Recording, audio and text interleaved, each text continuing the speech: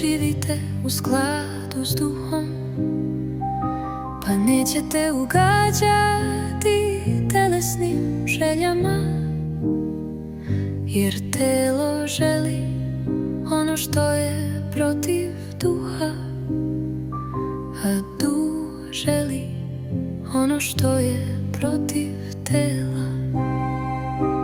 Oni su jedan drugome protivni, tako da ne možete da činite ono što biste želeli. Ali ako vas duh vodi, onda niste pod zakonom.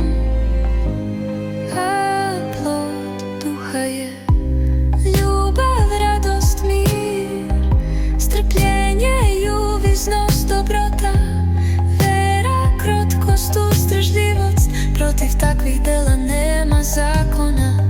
Oni koji pripadaju Hristu Isusu razapeli su telo sa njegovim strastima i željama. Ako živi